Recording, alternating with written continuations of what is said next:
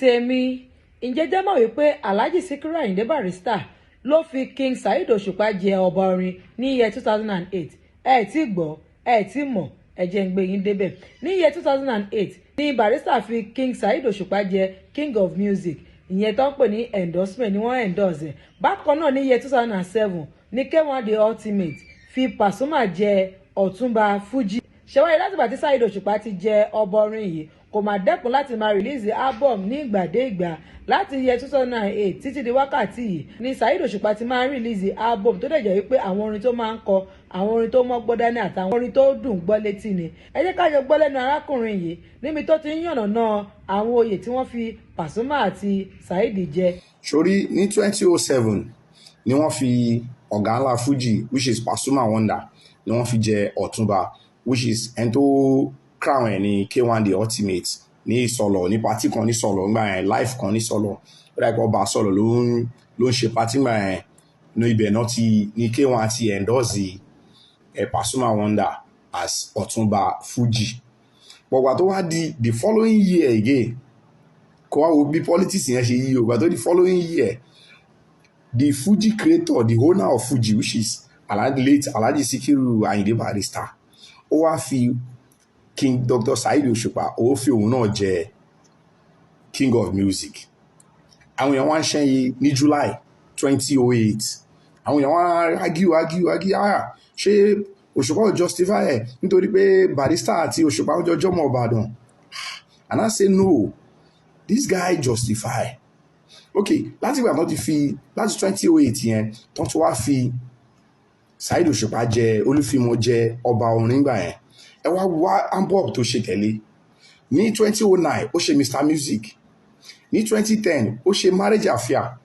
Ní 2011 ó ṣe Baribration. Ní 2012 ó ṣe Turn by Turn. Ní 2013 ó ṣe Time Factor. Ní 2013 again ó tún ṣe Impact nínú Fuji. Ní 2013 again ó tún ṣe The Main Man. 2014 Tested and Trusted. Wow. 2015 ó ṣe Guaranteed ló ṣe sí. 2015 again ó ṣe Lord of Music. 2016 ó ṣe New Dawn. 2016 again ó ṣe New Resolution. Wow. Ní 2007 ó wá ṣe Pay Center. 2018 ó ṣe Dynamics. 2019 ó ṣe Caution. 2019 again ó ṣe Integrity.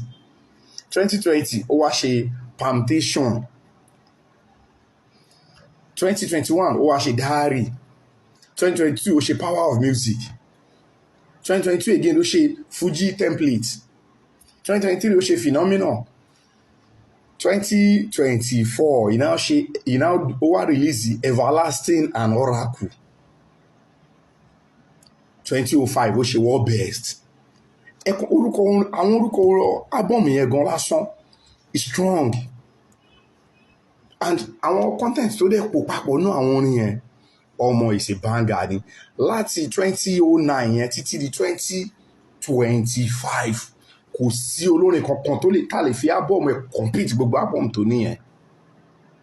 So this guy olúfimọ, that guy I always told you that the guy DNA is music. The guy sabi sing orin tí ò rẹ̀ kí n ṣe pé ibẹ̀ a kó máa lọ mú orin Haruna Ṣọlá mú orin Saka Epo Àkàrà Dáúdà Epo Àkàrà Lefty kó máa jọ pọ̀ kó wá máa rebrand ẹ̀. No, máa yìí máa ń ronú gan, philosophy ẹ̀ high gan, ó máa ń ronú gan kó tó release orin jáde. Olúfimọ no. Ọ̀rọ̀ lẹ́gbọ́ lẹ́nu ẹ̀yẹn o, kí láwọn fans wa ń sọ nípa ọ̀rọ̀ yìí? T-Boy sọ wípé they do your research well before you post videos, sir. Osupa become king around 2006, not 2008. Oh, 2006. Wow. Ọláìdé Àdìsá 471 sọ pé KSO is second to none. Really? The student of knowledge sọ wípé endorsement first. Wow. Ìwàlọ́lá sọ wípé give you my heart, sir.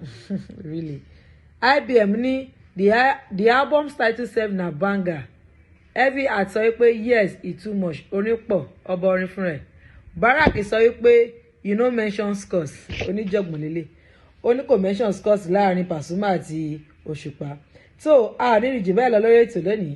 This is Digi Naija TV. Don't forget to subscribe, like and share. Bó bá ṣe máa jẹ́ láàmú àmú àṣetì gbọ́ yín ẹ ṣé o ó dìgbà kan náà.